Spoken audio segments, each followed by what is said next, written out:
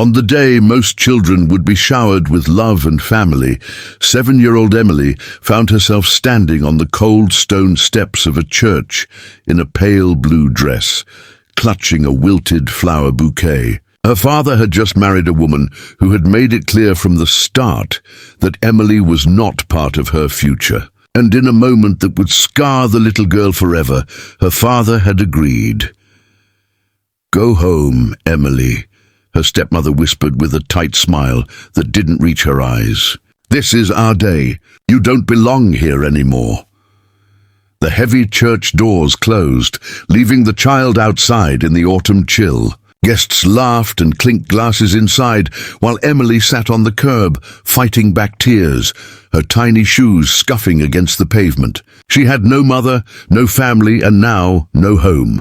But life has a way of sending angels in the most unexpected forms. Just down the block, a sleek black car pulled up. Out stepped a man in his late 40s, dressed sharply, but with eyes that carried both power and weariness. His name was Jonathan Pierce, a self-made millionaire, known in the business world for his fortune, but in truth, he carried scars of his own childhood. As he walked toward the church, he noticed the small girl shivering and trying to hide her tears. Something inside him froze. He had once been that child, left behind, unwanted, invisible. "Hey," he said softly, crouching down to her level. "What are you doing out here alone?" Emily hesitated but whispered, "They told me I don't belong. My daddy, he's inside, but he doesn't want me anymore." The man's chest tightened. In her trembling voice, he heard echoes of his own past. He sat beside her on the steps, not caring if anyone inside saw. "Listen, sweetheart, sometimes grown-ups make choices that don't make sense, but none of that means you're not important. You do belong, and you deserve better than this." For the first time that day, Emily met someone's eyes and saw kindness instead of rejection. Just then, the church doors opened. A guest recognized Jonathan Pierce, the billionaire philanthropist, and greeted him warmly. The father, startled to see him sitting with Emily, rushed over, but instead of shame, he carried irritation. "Emily, I told you to go. Don't cause a scene." Jonathan stood, his jaw tight. "Cause a scene?" His voice cut through the chatter. "This little girl is your daughter. She is not a burden. She is not disposable. And if you can't see that—" He turned back to Emily, lowering his tone. "Then maybe she just needs someone who will." The crowd went silent. The father sputtered, embarrassed, while the stepmother scowled. But Jonathan didn't wait for their approval. He extended his hand to Emily. "Come on, let's get you something warm to eat." Emily looked at her father one last time, hoping, begging for him to change his mind. But he stayed still, expression hard. With a trembling hand, she reached for Jonathan's instead. That single choice would change her life. Jonathan not only gave Emily a meal that night, but also a home. Over time, he adopted her, making her part of a family built on love, not blood. Emily blossomed under his care, her laughter filling the halls of a mansion that once echoed with silence. Years later, at her college graduation, Emily stood at the podium. She looked out at Jonathan, tears brimming in both their eyes. "My father abandoned me," she said, her voice steady. "But that day, God sent me someone better. A man who saw me when I felt invisible. A man who taught me that family isn't about who leaves, it's about who stays."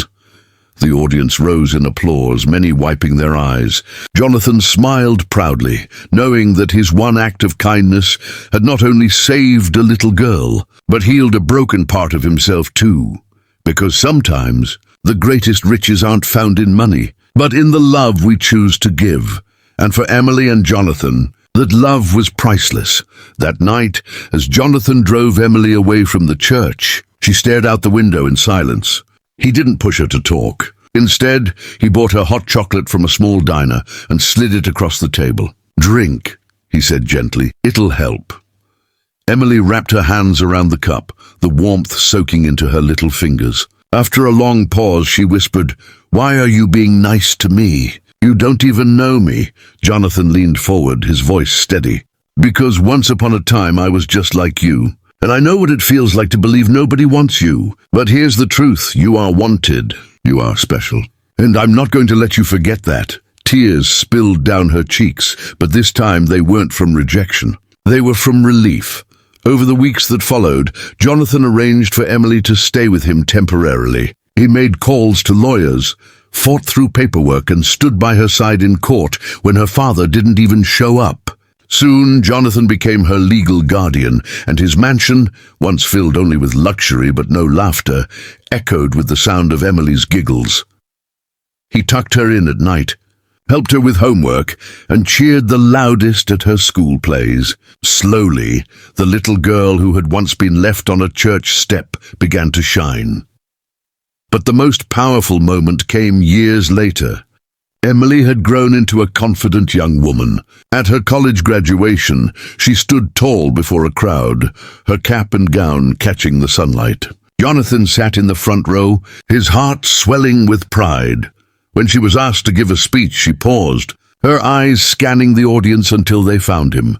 "People ask me what success means," she began.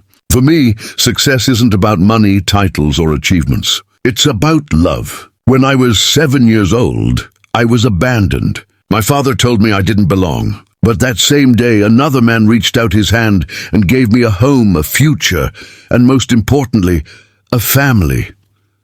Her voice broke slightly, but she smiled through the tears. "Jonathan Pierce, thank you for teaching me that real family isn't always the one you're born into. It's the one that chooses you and never lets go." The crowd rose to their feet in thunderous applause. Jonathan wiped his eyes, overcome with emotion. For the first time in years, he didn't feel like the lonely boy he once was. He felt whole. And in that moment, it became clear to everyone watching, sometimes the most powerful kind of wealth is not in fortune, but in the love we choose to give. Would you like me to make this version longer, about 10-12 minutes of spoken narration, by adding more details of Emily's struggles and Jonathan's journey before their happy ending?